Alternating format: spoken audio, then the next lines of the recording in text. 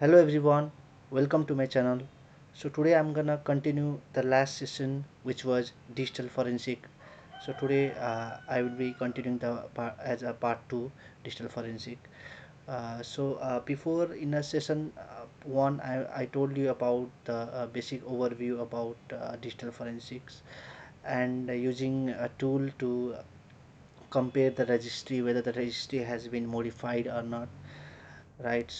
Now today I'm gonna tell you about how to clone the image of the operating system. So there is a tool called FTK Imager, right? So I will instruct you how to download that tool. So at first you have to go to dot image.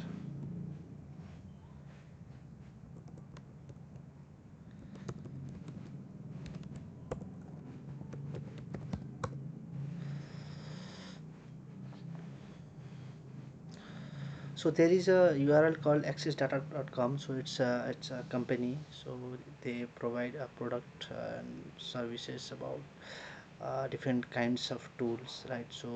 Our main motto is to download FTK Imager, right? Let me click to product downloads. There are lots of tools, right? What we need is we need a FTK Imager. You can see over here, right? So let me click it. So there is a download page. You just click it.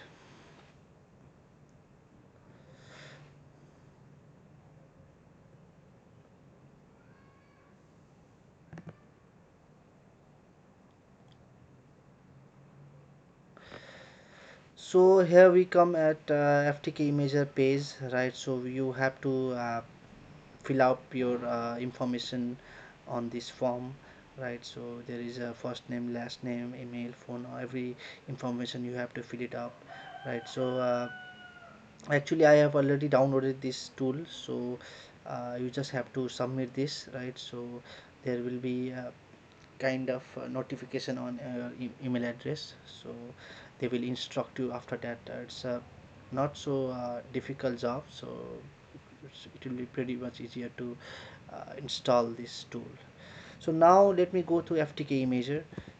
So there is a app applications, right? So let me go to this tool.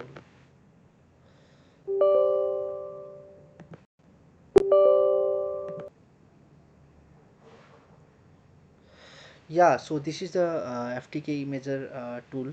So what it actually does is it copies the devices like maybe kind of hard disks or a pen drive. So it copies all the data of hard disks or pen drive. So uh, that's what I call it's cloning the image. Like if it copies all the data, then it's a kind of image of that device, right? It's copying all the image of this devices, image in the sense data which are in that particular hard drive or a pen drive, right? In the previous session I told you about phases of digital forensic role, right? In there was a third phase called extraction. So in extraction phase, what role was there is to copy a bit by bit copy of the device, right? So that's what we're gonna do here with this open source tool, right? Let me keep my start my pen drive on my system.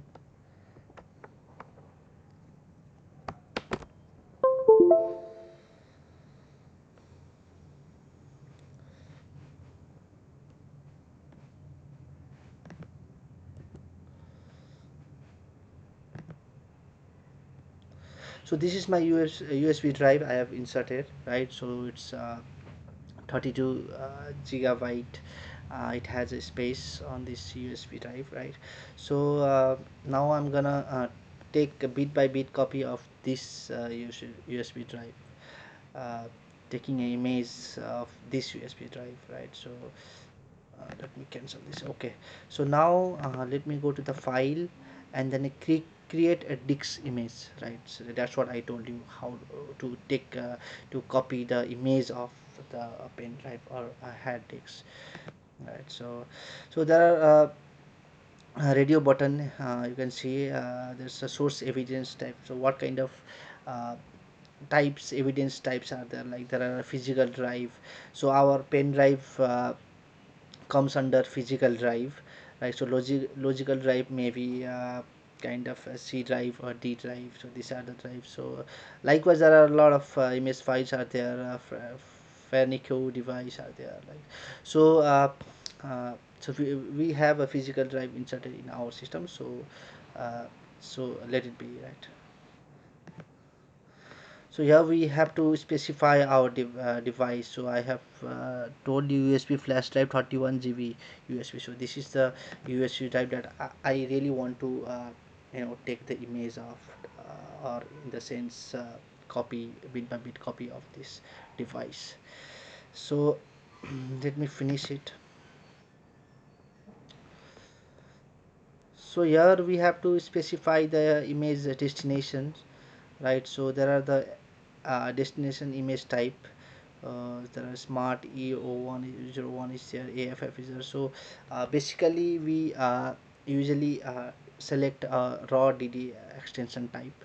So let me do as of now, right?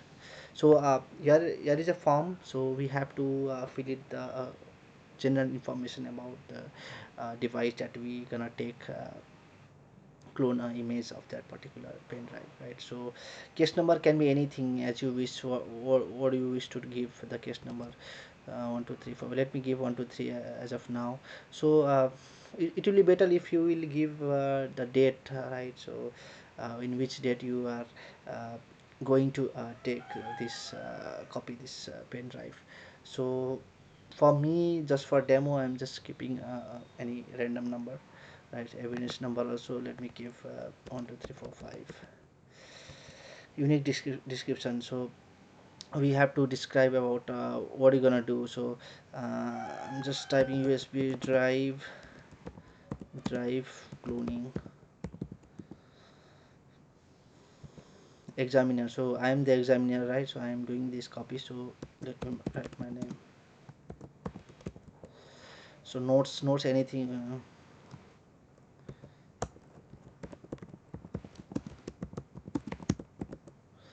So I have filled it the form. Now I will tap to the next button. So after copying all the data of a pen drive, now we have to specify way to save this file. Like so we have to specify the destination folder. So let me keep it on a desktop only, right? So all right. So extension, what are you gonna give a name for that file? So USB data, right?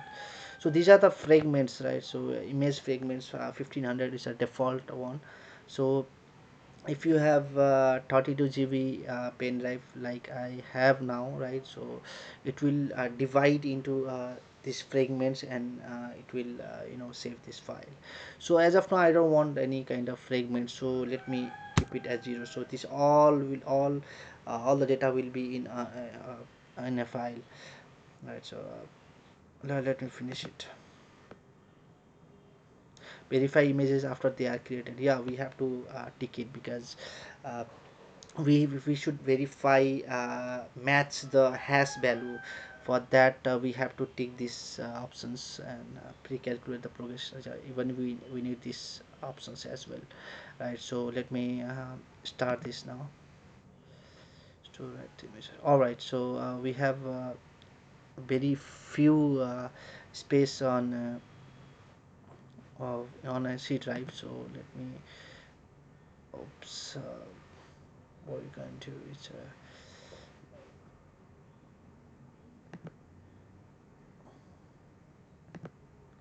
so let me cancel it as of now because we don't have any kind of you know space on a C drive. So let me do it fast.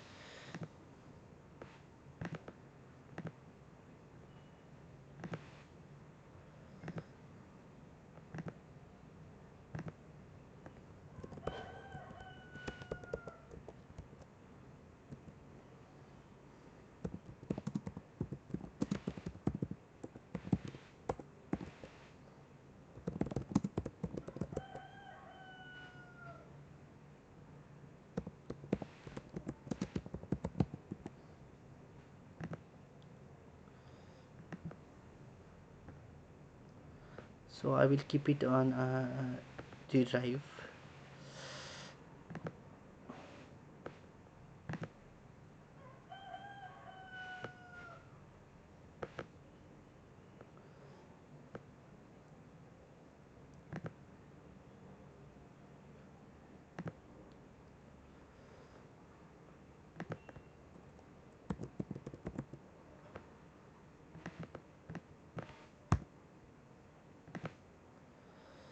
So yeah, everything is done. Let me start now. I guess the dialog box won't be appear, right?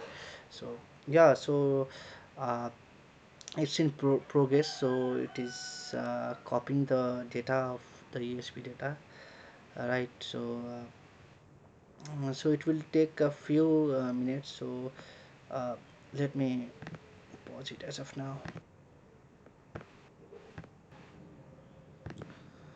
All right then. So the uploading part is done already, and also it also verified the hash value, right? So I have taken a screenshot when it was verified. So this is the verified when it was after uploading the pen drive. After that, the verifying part is done, right? So yeah, so you can see over here it's MD5 hash, SHA1 hash, right? So uh, the computed hash and the port hash, they matched each other, and the result was matched, right? So these two hashes are matched. So this is the actually verification part. So okay, so summarize this, right? So you can see the summary as well, case informations, right? Case number, I have provided the case number, all the forms, case number, examiner is here, right? So there are a lot of things like bytes per sector, all the informations of while copying this device has been displayed over here, right? So there are a lot of things, verification status, right? Acquisition status, checksum and everything is mentioned here. So now all right, then let me close it. So USB data, so this is the file that it has been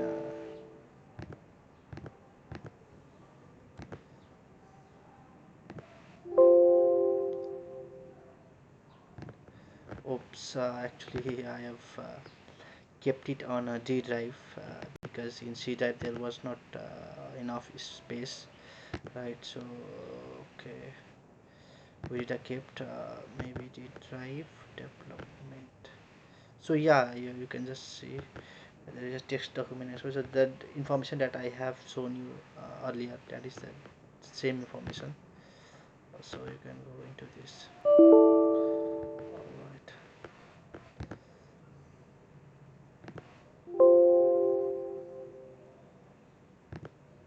So this is the file where you have cloned all the data for digital forensic role, right? So this is a part of role done by digital forensic experts as bit by bit copying of USB drive or any kind of hard drive, right? So this is the method where you copy and or clone the image of any kind of devices, right? So also I would like to append one more thing on this video.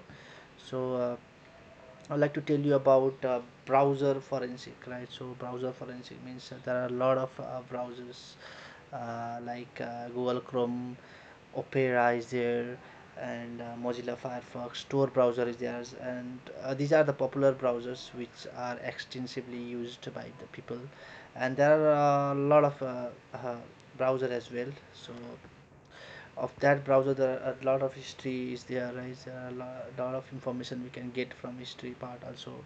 So browser forensic actually it defines about finding the history evidence, the attacker may leave some kind of evidence on a history part also. So we just go through the history of all the browser of the system and can find evidence, right? So okay, so I'll just go to netsoft.net. So it's netsoft.net.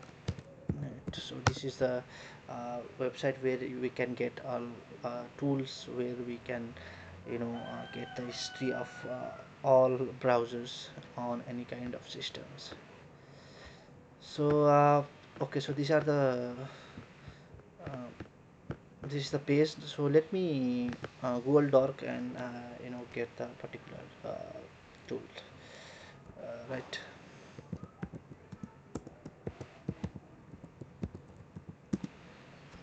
Soft.net Chrome history. So you can just go into this.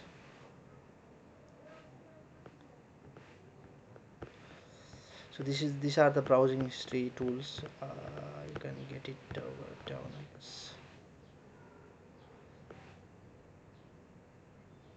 A second.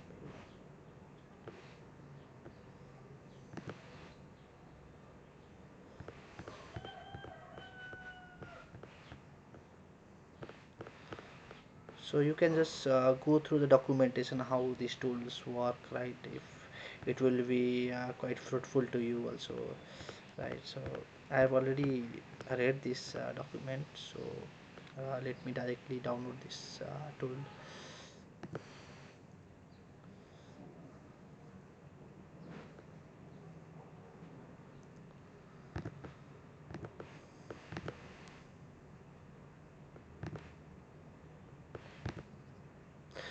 I will extract this file to desktop to show you.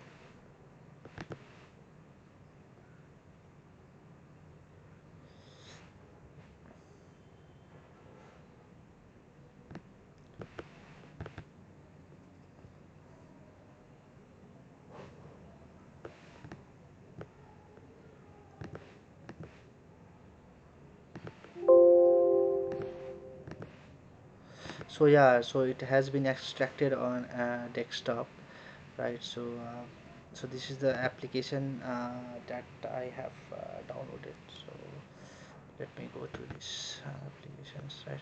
So yeah, you can just see over here, like we can just browse the history from according to the time as well, right? From where to where, and history the last how many days you want to browse it. We can just filter it on this drop down button box, right? So also there are web browsers information, right? So these all the web browser, all this, if we tick all this web browser, then the web browser which are in the system, it brings all the history information of that web browser, right? So these are the things, and so let me do click on OK button. So all right, so we got a number of information, history information about different kind of browsers. So in Internet Explorer, I have used this history information is displayed, right? So similarly, there is Chrome. In Chrome browser, I have did a lot of research, right? So it is a games. We can just search the evidence, right, from this history panel.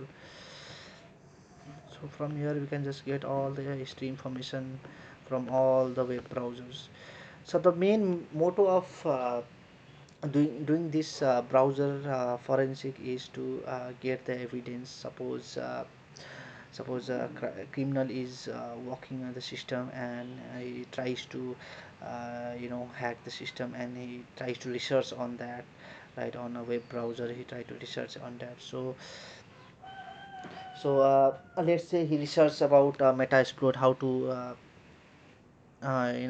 exploit the payloads on metasploit. They tries to research on any kind of web browser. Then as a digital forensic expert, we got to know about what he did in his from the web browser history, right? So at what type, what links, right? You can see links, how many time he visited that particular link, and time as well, a browser and user profile in which he has been logged in at that time. So there are many information that we can get it from these tools, right? So everything is there, right? So this is the main intention of using these tools. So it comes under a role of digital forensic expert, right? So also I would like to show you another tool to uh, see the the credential which are saved on a web browser. So sometimes people just save it, auto save on a web browser. So I recommend you not to do that as a security person, right? So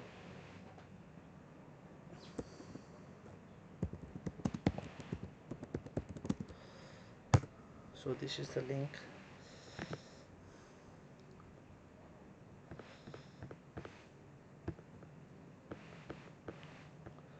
So you just go there, download this zip file.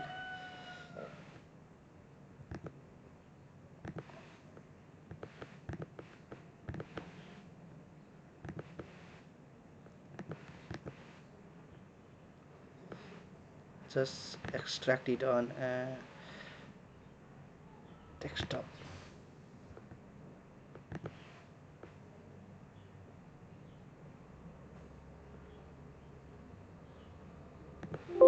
Okay, it's already in that part. So let me extract it on some other file. Maybe I'll extract here.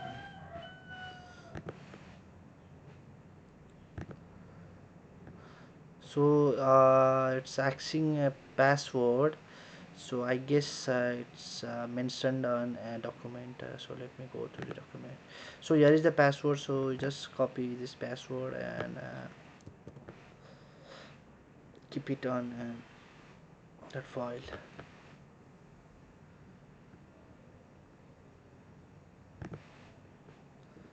Right. So okay.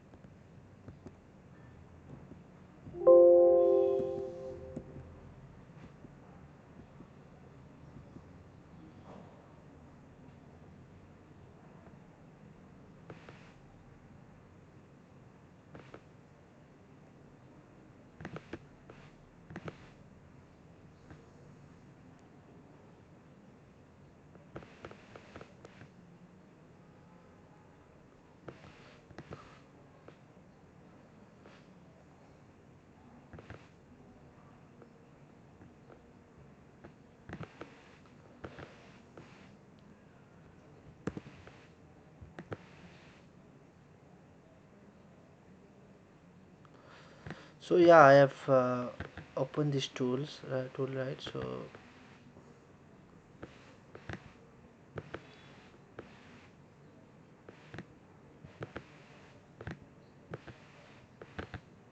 So this is the web browser pass view tool, right? So as of now I don't have any credential auto saved on any kind of browser.